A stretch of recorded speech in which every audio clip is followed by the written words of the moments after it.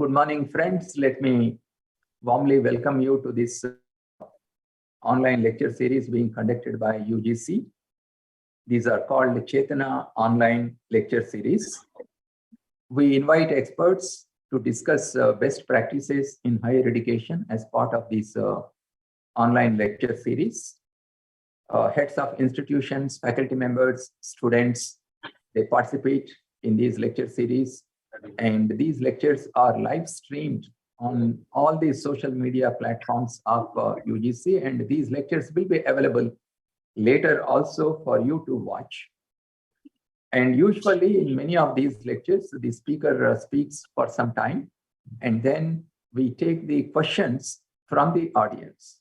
And on the Zoom platform, we have heads of many universities, and we hope that we will have a very engaging discussion between the speaker and the participating audience.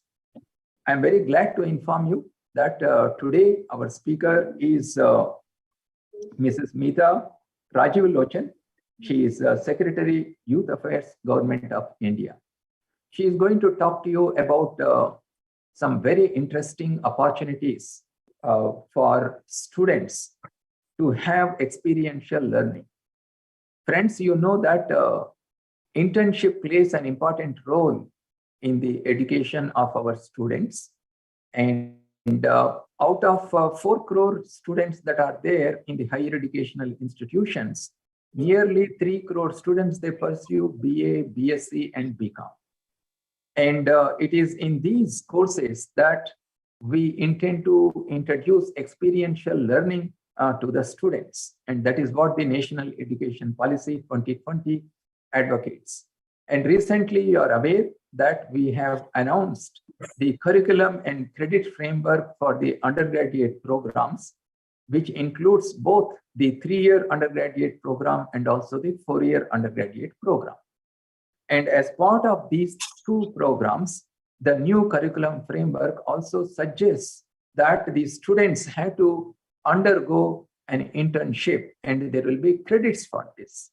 And typically when we talk about internship, about experiential learning, the first thing that comes to our mind is to go to some big industrial organization and go through this internship. There is absolutely nothing wrong in doing that. But however, the National Education Policy advocates that the students have to have varied learning experiences, not necessarily only in the industries. That is why when you look at the curriculum and credit framework for the undergraduate programs, you will realize that we have broadened the scope of this experiential learning for the students. They can go to industries, they can go to other organizations in order to gain this experience, to see how outside the classroom different kinds of systems function and interact with people in the society. So Mrs. Meeta Rajiv Lochan has been handling many such programs across the country. She will talk to us about some of these possibilities, and then we will take question answer session. After this meeting is over, we will be working, UGC will work with Mrs. Meeta Rajiv Lochan to take these ideas forward and come up with a roadmap so that the students who are in the undergraduate programs across the country will be benefited through some of these programs. So with those comments, I would like to request Mrs. Meeta Rajiv Lochan to please make her presentation, and then we will go for a discussion. Thank you, Jagdish Kumarji. Honorable Chairperson UGC, Vice Chancellors, friends. Friends, in today's session, I am going to share some ideas about the best possible means to consult students about achieving the national goal of building a developed nation. Many of you would have heard the Honorable Prime Minister's remarks also on these issues, and the Panch Pran. Some of those pran relate to building a vision of a developed India. How do we do that? Now, currently, the Department of Youth Affairs runs a large number of outreach programs to engage with students, and many of these programs do involve students in a large number of community oriented activities. So two of the government schemes for this student outreach are the National Service Scheme and the organization which is called the Nehru Yuvak Kendra Sangathan. Now, the National Service Scheme is a government department which is a pan-India organization. Currently, it exists in roughly 32,000 institutions in the country. The program works like this, that it engages student volunteers who wish to do community work in roughly 120 hours of community service every year for a maximum period of 2 years. So that's 240 hours. Out of this, in any 1 year, they are given 30 hours of orientation on what the concepts of community service are, and the remaining 90 hours are spent in engaging with local communities in a wide variety of ways. For overseeing these activities, there is a program officer called the NSS officer in that institution. Out of these 32,000 institutions, roughly 10 to 12,000 are in high schools and the remaining are in colleges. So this is one of the oldest programs of the Government of India. The other program that is run by the Department of Youth Affairs is the Nehru Yuvak Kendra Sangathan. This is also a program with a pan-India reach. We have a youth officer in every district, in about 633 districts in the country. He or she is assisted by volunteers at the block level who work on an honorarium basis. Now, both these organizations have been piloting and encouraging students to engage with a large variety of social work activities. Some of those activities are basically to do with, for instance, Swachh Bharat. In the last 3 or 4 years, that has been a very important activity, which would basically mean joining the various campaigns that are piloted by local urban bodies and local rural bodies, panchayats and municipal councils for launching cleanliness drives. Another kind of initiative with the Swachh Bharat has also been engaging with communities to inform them about the best ways to manage waste, zero waste concepts, about how to desegregate waste and orient different households on these lines. That's one kind of activity. Another kind of activity has been engaging with the environment department initiatives for leading a sustainable lifestyle. So there are a large gamut of activities that are associated over here, such as planting of saplings, soil conservation activity, rainwater harvesting, and so on. There is yet a third stream of activities which has to do with the health department. So the health department leads a large number of blood donation drives, which these volunteers engage with. In the last 2-3 years, we have seen as the pandemic hit the nation, these students and volunteers have been actively engaged in building opinion, conveying the message about the importance of COVID-19 vaccination and the importance of using masks and social distancing. So these are a few of the activities that these students have been engaged with in schools and colleges across the country. These activities basically amount to a large amount of social work, and currently this kind of social work is confined to isolated physical interactions that they are rarely conducted to engage in any sustained manner. So the Department of Youth Affairs has been looking for means to improve the quality of the engagement, and also how does one consult students with a view to building the goal of a developed India. Now, the goal of building a developed India has many dimensions, and anyone can define it as they like. it's about bringing an improved quality of life. It's also about building a self-reliant India. When I talk about a self-reliant India, I am talking largely of the manufacturing component. Currently, many of you would be aware that manufacturing activity accounts only for a small part of total gross value added in India.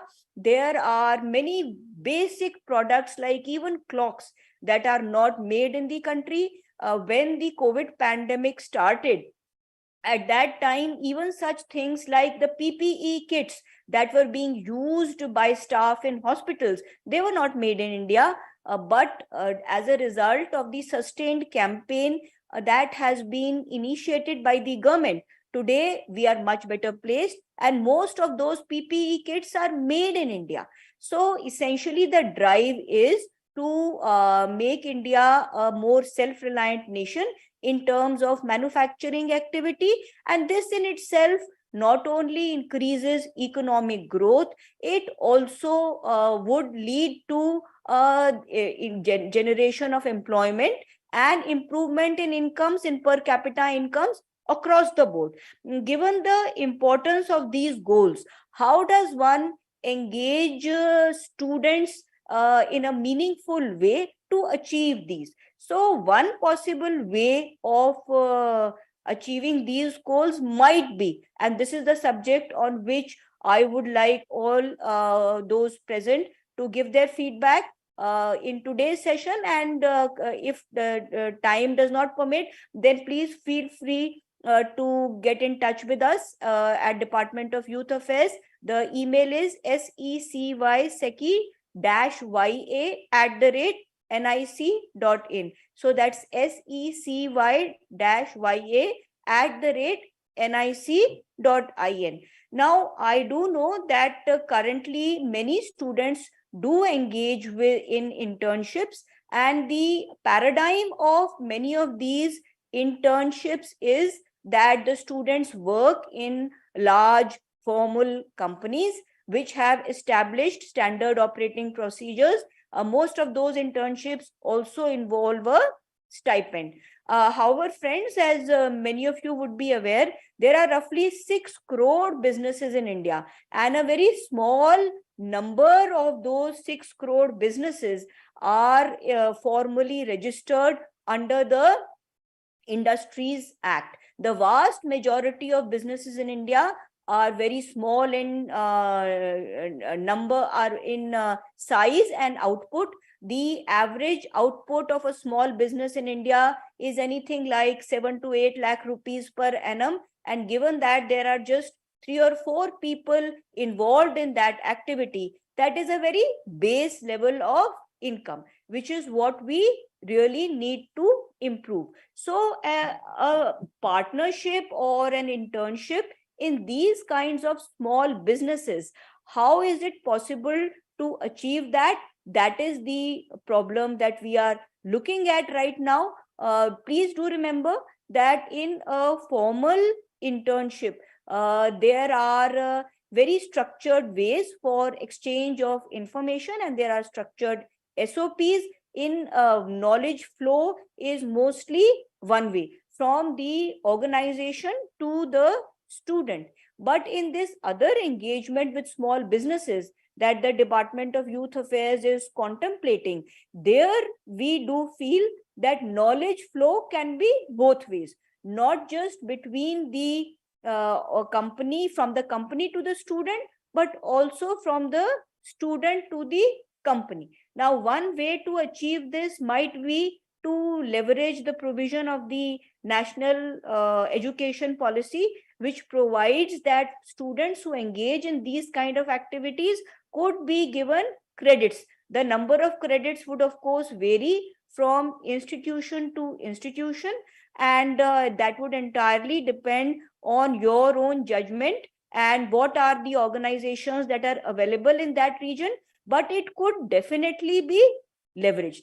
Now, what are the gains that we get from this kind of very unstructured kind of information exchange? Friends, I put to you that in this kind of engagement, we see 3 or 4 very distinct advantages.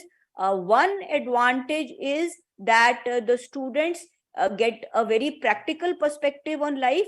A lot of the theoretical inputs that they gain during the course of their academic engagement and in the classroom will begin to make much more sense when they engage with these businesses. One of the most basic learning dimensions would be in terms of financial literacy, and also in terms of digital literacy. Now, these are two skills pertaining to financial literacy and digital literacy, which are not only important from the academic point of view, they would be of value to the student even after completing their educational course. It not only is important from the point of view of job prospects, but it's a lifelong accomplishment.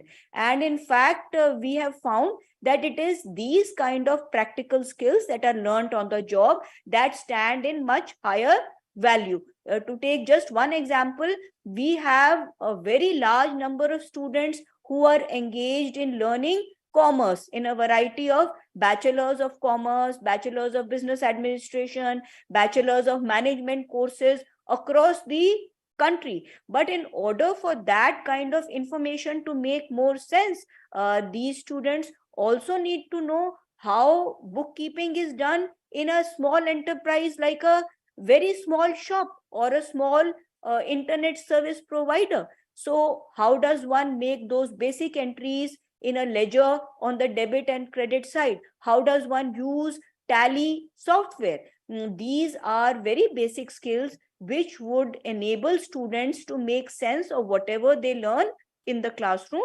And it is applicable not just for commerce students, students irrespective of what their course is, whether it is BA, whether it is BCom, whether it is BSc, whether it is BTech, anything, it would be of great value to them. So that's one kind of good that we get. The other kind of good that we are looking at is that the business also learns a great deal from the fresh perspective, the knowledge and the idea set that the student brings to the business. I think a lot of the time we don't really realize what the vast value of information is. In economic terms, it is very common to talk about the 3 factors of production: land, labor, and capital. But I think it is high time that we acknowledge that knowledge is the most important factor of production, which is perhaps even more important than the other 3. If I were to be given a choice between 2 students, one who has a lot of capital to back him up and very little by way of skills, and a student who has very little capital and everything by way of skills, I think I and most of you would opt for student number 2. The same is true of any bank. So this importance of knowledge capital for businesses needs to be appreciated much more by higher education institutions and by businesses themselves. Just 3-4 years ago, there was a survey of small businesses which was conducted by the CII, that's the Confederation of Indian Industry, and they found that the mere use of information and communication technologies in small businesses led to an improvement in gross output by of the order of 35 to 50%. So businesses gain by anything up to a minimum of 1/3 upwards of, and it could be 50 to 100% in terms of the total value generated by their business. There are many small points which students can help the businesses with, even if we look at very basic tasks. How to build, for instance, a website. 2, how to understand the value of the product that the business is making and how to advertise it. Very often they don't know it. How to bring them onboard them onto e-commerce platforms. Very recently, just 3 months ago, the Department of Industrial Policy and Promotion has launched an e-commerce platform called the ONDC. This is the Open Network for Digital Commerce, and it has been set up to provide an alternative to Amazon in the country. But when going forward, when we look at small businesses, the vast majority of them don't even know about the existence of this platform or how they could onboard. So the very basic sets of compliances that are needed to enable them to sell their products on this government funded e-commerce platform, that could be a value. Another kind of value that the students could bring would be in terms of simply better advertising, better marketing, better compliance with the standards of the day, whatever be the sector. If we were to instance for look at the food sector, given that agri products are very important in India's economy, it is very important that businesses comply with the standards of the Food Safety Standards Authority. So in all these terms, we do feel that a sustained engagement between students and businesses can bring a lot of value added to the business in terms of knowledge gain. So that's two kinds of benefits that I've talked about. The first benefit is to the student in terms of experiential learning. The second benefit is to the business in terms of a fresh perspective and knowledge about very basic issues which they may not have. And the third and equally important benefit that should be kept in mind is by way of feedback to the government. So what the Department of Youth Affairs is proposing is that for those students who are willing to engage in a project of this variety, who are willing to take up internship with a small business, they can be asked to fill out a questionnaire on whatever they saw in the course of this interaction. It can be a very basic questionnaire, 20 to 25 questions like a project report, but it can bring us a lot of information from the ground level about what all the student observed, what are the constraints faced by those businesses. Do remember that very often the constraints as understood by businesses can be very different from constraints as understood by outsiders. So we will have generated a huge data pool from which a lot of lessons could be learned to find ways to kickstart economic growth. All of you know that in the last 2-3 years, on account of COVID-19, the economy has suffered a lot. The major brunt of the COVID-19 pandemic has been taken by the small businesses. So friends, there could be many lots of important value additions for students who choose to take up this internship program with businesses. It can be as unstructured as you like. There is no formal template or model. Each university is free to decide what suits them.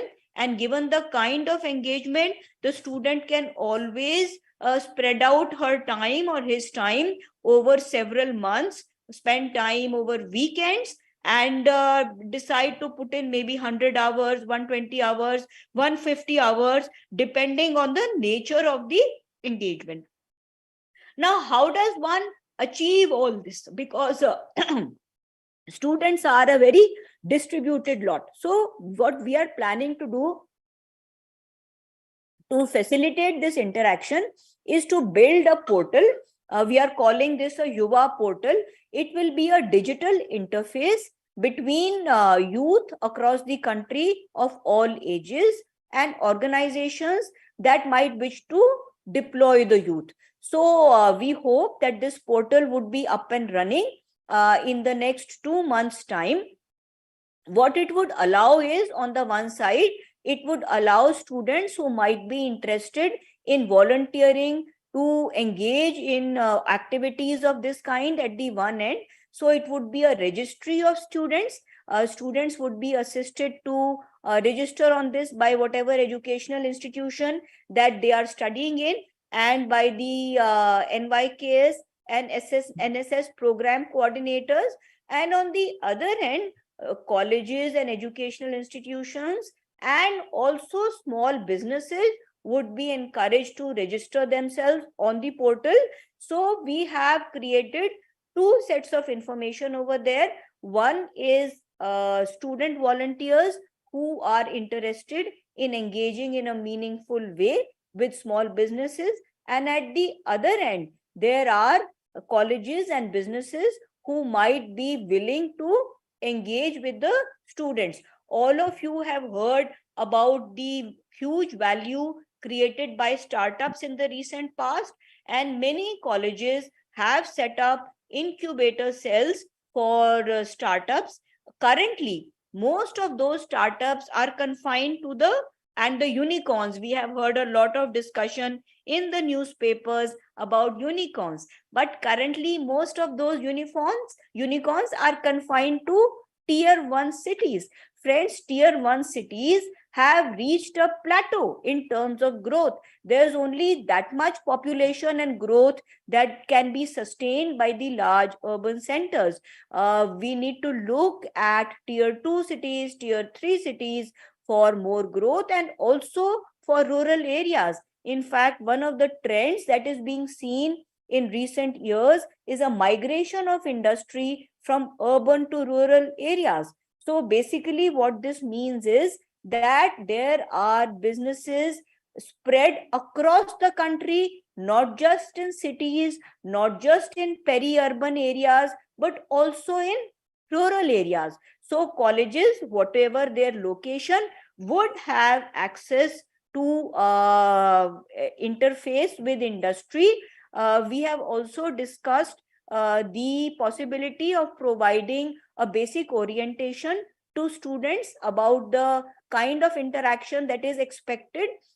So whether it is the Department of Industries, or whether it is the Department of the Smaller Industries, or the Department of Ministry and Information Technology, all of them are very willing to provide a basic orientation to the students, to give them an idea about the way in which these businesses conduct themselves, about what to expect and what to see. And with that, we feel that the students would be sufficiently equipped to begin this engagement. At the same time, we are also looking to build a larger mentoring network in which people who feel that they have anything to contribute can always come in and help mentor the students. So friends, basically what I would like to request all of you is to respond to us by coming up with possible internship programs which might allow students to gain in a big way. Of course, very often the question that we get asked is, will these students get any stipend? Well, in a business of this variety, it is not realistic to expect a stipend. So to that extent, there will be no financial leverage, but we believe that if colleges can give academic credits to students, then that in itself is sufficient to encourage them to come in.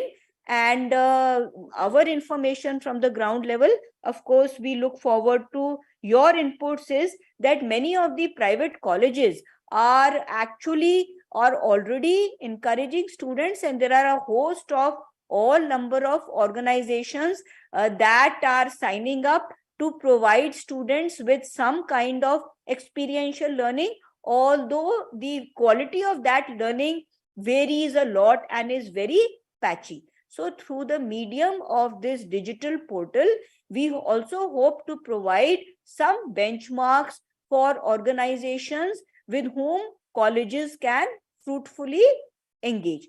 And if we look at the vast numbers of students in the country, 4 crores, out of which perhaps currently 30 to 35 lakh get the opportunity of interning with a business organization of some kind, that still leaves us with a vast pool of students. And I cannot emphasize this enough. Whatever the nature of the course, whether it is arts or commerce or science, all students would be eligible to participate. Do remember that the vast majority of businesses in this country are run by matriculates, by people who have themselves never had the benefit of a college education. But we feel that the benefits in terms of experiential learning to the students, to the business itself, would be vast. In areas of the country where perhaps industrial clusters or businesses are not available, students can also look to engage with farms. Please remember that even for running a farm with a high output, a lot of active knowledge input is required. Knowledge about the latest techniques for agricultural cultivation, knowledge about the latest techniques for fertilizer application, knowledge about the use of farm machinery, knowledge about food processing. So, farming is no longer the kind of profession that you could say that, my father, grandfather, great grandfather, they have all been farmers, and since I have grown up in a farming family, there is no further information that I need. There's a huge pool of information over there, and in the last few years, a lot of attempt has been made to deploy intelligent means to provide knowledge inputs to the farmers that would allow them to manage their crops and process them much better. Currently, only 35% of the fruits and vegetables produced in this country are processed. The rest of them are either consumed immediately or they go waste. So there is no standard template for the student to engage in. That template can be developed by each college, each university, depending on the kind of organizations, upon the kind of economic activity that is available in the region where the college or university is located.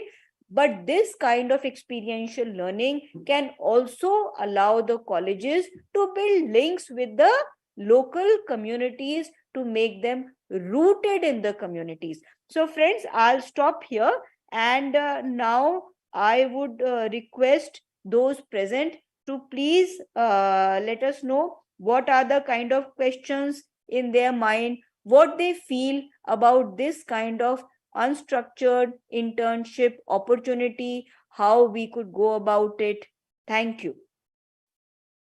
Thank you, Mitaji. We will take some questions from the audience. But see, with the introduction of the curriculum and credit framework for undergraduate programs, there is a paradigm shift in our understanding of the internship. It is no longer the traditional internship of going to big industrial complexes and businesses and doing the internship. Here we are talking about providing multidimensional experience to the students.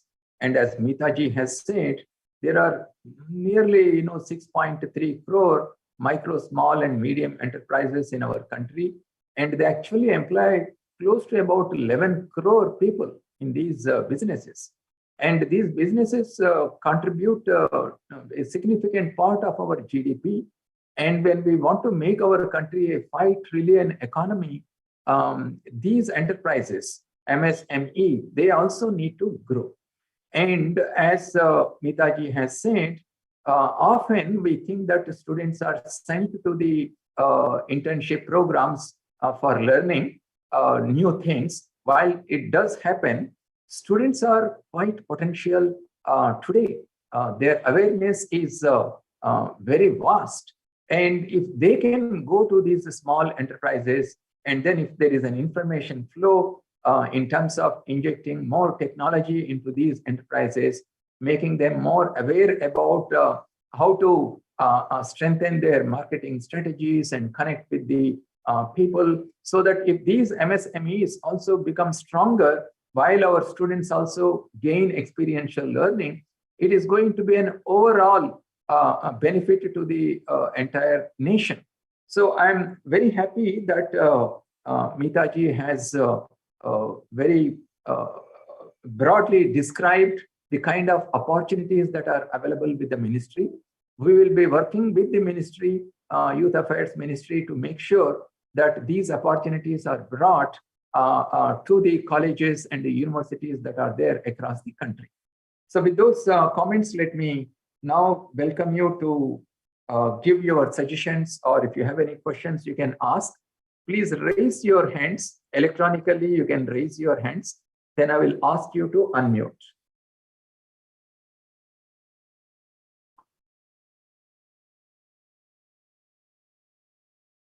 So any one of you can electronically raise your hand. You know, there is a button to raise your hand at the bottom of your Zoom platform.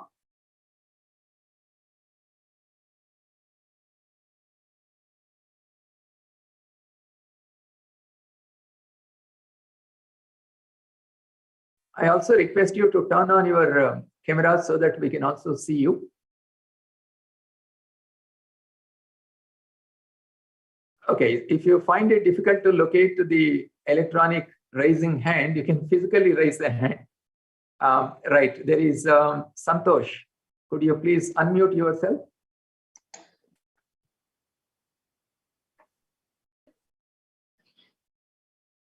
Excuse me, sir. Please go ahead. Sir, first of all, I must appreciate and congratulate to the UGC team and all the speakers.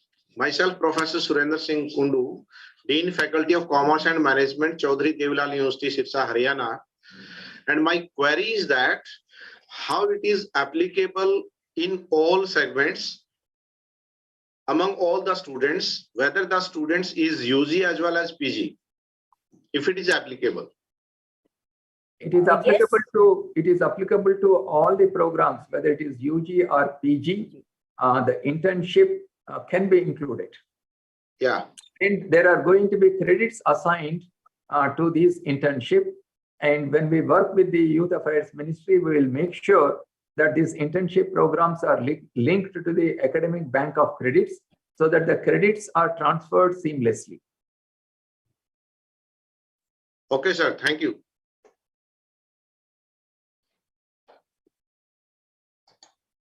Right. Any other questions?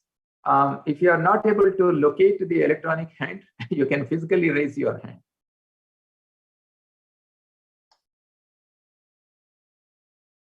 I'm just looking at your screens to see if anybody is physically raising the hand. Yes. Registrar SRM AP. Yeah, I am Dr. Prem Kumar, Registrar SRM AP University. See, whether this internship program is regionally monitored or because the candidate from South, especially from Andhra Pradesh or Tamil Nadu, if the opportunity is available only in North, then it becomes a problem. Will it be a regionally coordinated one? See, this is the beauty of sending the students to small enterprises because they are spread across the country. A student from Andhra Pradesh doesn't have to go to some other faraway place.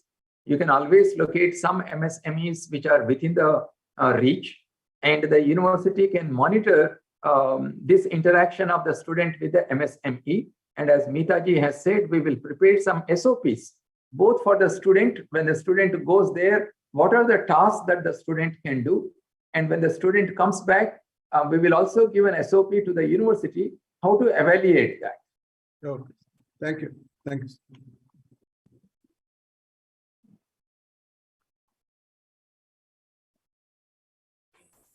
Right. Any other? Yeah, very, very good morning, sir. Myself, Dr. Narayanan, Professor, Department of CSE, Mallareddy University, Hyderabad. It's a very great opportunity for students going to the internship. It's a right path, sir. Actually, I'm very happy to attending this workshop, this program. Sir, actually, we need from this program is from first year onwards or all the years, or only for final years or pre-final years? It's applicable for when the students are going from first year to second year, when they have summer vacation, you can definitely make use of that time. as Mitaji said, about 120 hours. You can spread these hours between semesters and then gain the credits.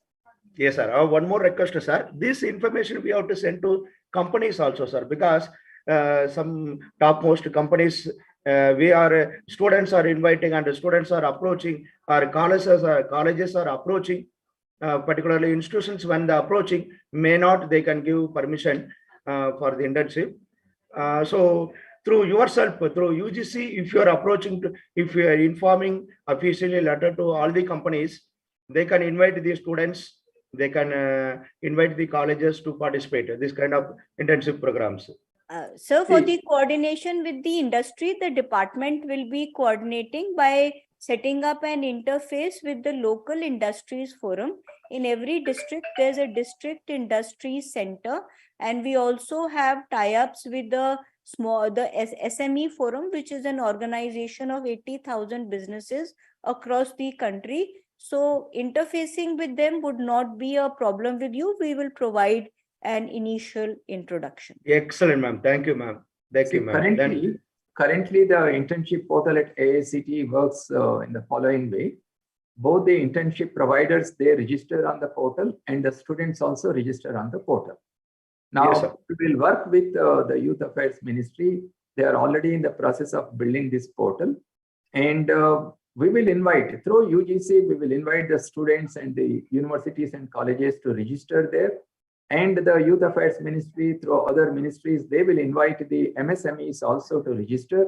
And in some cases, if these MSMEs, they are not technically competent to register on the portal, we will provide help to them to register on the portal. So there is going to be a matchmaking between the MSMEs which register on the portal and the students who register on the portal. And let me also tell you, there is a huge demand for the internships from the students, but there are not many higher end companies which are actually providing the internships. So there is a huge mismatch. And with the MSMEs entering the internship domain, there will be enough opportunities for the students to contribute as part of their internship. Yes, sir. Exactly, sir. Nowadays, actually, the topmost companies, they are not giving for internship. The opportunity, learning platform opportunity, they're not giving to the students. So the small companies, the students are going, in fact, we want to say very frankly, means the students are spending money and joining and doing. But right. this platform, definitely, it will be much more useful to this student community, sir. Thank you so much, sir. Thank you. Thank you, sir. Dr. Anand, could you please unmute?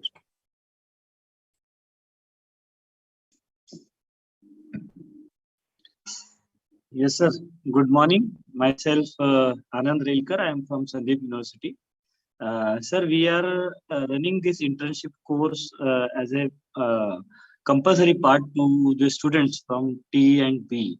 But one issue we are facing like this, companies are not entertaining us a lot. Our students are struggling to have the internship in the company.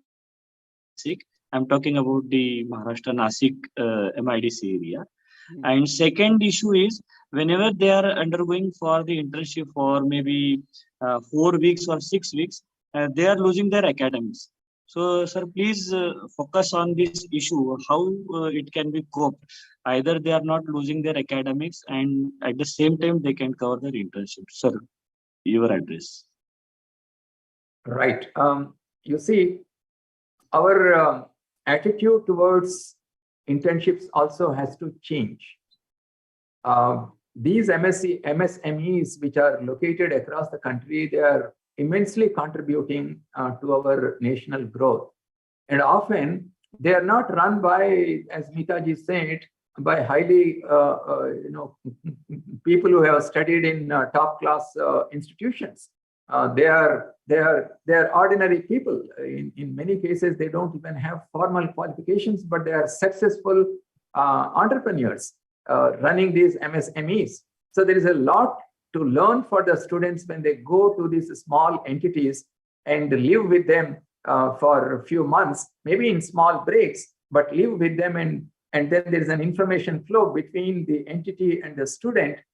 That's going to be a real learning experience for the student, number one.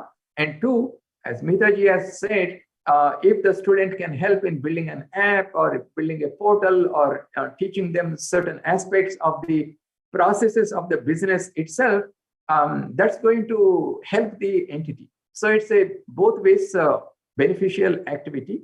And in terms of the losing of the academics, now the students will get, as part of our new curriculum framework, the students will get credits, and you can design this internship program in such a way that this internship activities come during the holidays, so that they don't lose out on the actual lectures and the lab work that they are supposed to do. Let's go to Dr. Shivkumar Verma. Thank you, sir. Very good morning, sir, and very good morning to everyone. So thank you very much for providing this wonderful opportunity. I am Dr. Shivkumar Verma from Galgotia University, School of Computer Science and Engineering, professor here. So it is a really wonderful opportunity for the student. And also, I think it is already provided by the UGC and make the mandatory for the internship for the student in the various industry. So they are providing this online opportunity for the student. But what we are facing the problem is, I think most of the industry, they are getting the student very cheaply, means that they are not investing anything on the student. They are not providing any kind of stipend to the student. So, also if they are providing something to the student, so student actually, as sir said earlier, that they are skipping the normal classes time and away from the academics, and they are more involved into the internship. So they are losing somehow some academic. So we have guided and consulted all the students that if you are not getting the degree on the right time, then it will be useless. This is only the platform so that you can see how the industry work and what kind of work they are actually providing. But if we make some kind of certification or some kind of stipend to the student, and not for all, at least for the third year onward student, so that way it will be more beneficial for those students. And for the second year, first year student, it is little bit difficult for them also. But we have engaged those students in the different project work in the academics. So that is wonderful. But for the internship, somehow they are not clear. So I think using this platform, they will be more aware about that internship program, and hopefully they will be used to for this particular thing, and more opportunity will be open for the student. But for that, I think stipend should be made mandatory for all. Dr. Shivkumar, yes, sir. You see, in many cases, students find it difficult to go for internship because they have to go to faraway places. Yes. And there is expenditure associated with that, and that's why they say that some stipend should be given. But here the idea is there is no need for the student to travel to faraway big cities, big industries for the internship. As I said, there are 6.3 crore MSMEs spread across the country, and they are not necessarily in big cities. They are in the tier 1, tier 2, tier 3 cities and small towns. The student can just cycle to a local industry, a small industry, do the internship, and then come back. And since this internship can be done in small parts, if some 120 hours are required, you spend maybe 20 hours or 30 hours at one go. So you can do it in parts so that your regular academic programs are not affected. And also imagine if 3 crore students have to go for internship, if every student has to be given a mandatorily stipend, that's going to be a huge challenge for all. So that's the reason why we are trying to simplify the internship process. Without any stipend, without any scholarship, the student can go to the nearby company or business entity and do this internship. Mitaji, would you like to add anything on this? No, sir. That about sums it up, sir. Currently, I would just like to remind you that in the large cities, students routinely go for internships to large organizations without expecting any payment. I mean, right now, that is the case. I know of so many. So while I do understand that students might expect some kind of remuneration, as Honorable Chairperson pointed out, in a small engagement that may not really be required and it's not feasible. Right. Yes, sir. So- Thank you very much. Yeah. So are there any comments, Dr. Gopalkumar, in the chat box or on the YouTube channel? Sir, I have forwarded a couple of comments, sir, to your WhatsApp. You have forwarded a couple of comments. Let me just see if there are any comments. So there is a comment. This program is very essential to students and faculty's interaction and internal relationship for academic learning process. Can UGC do the same in zone-wise as done earlier for other schemes? We'll work out the details, how to get in touch with the universities zone-wise and popularize this internship program. And there is another comment. We are a college.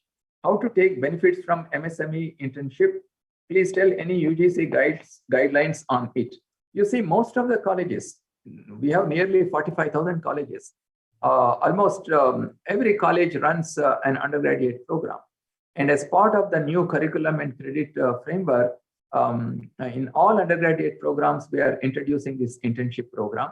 So therefore, this is the right time to work with the Ministry of Youth Affairs and get in touch with these MSMEs and send our students there for experiential learning. Right. I think we have answered most of the queries that have come. Thanks to Mitaji for a very, very comprehensive presentation. We will work together, the universities, colleges, UGC, and the Youth Affairs Ministry. We will work together and bring out this portal so that crores of our students will have the opportunities to do the internship. So with those comments, I would like to conclude here with thanks to all of you. Namaste.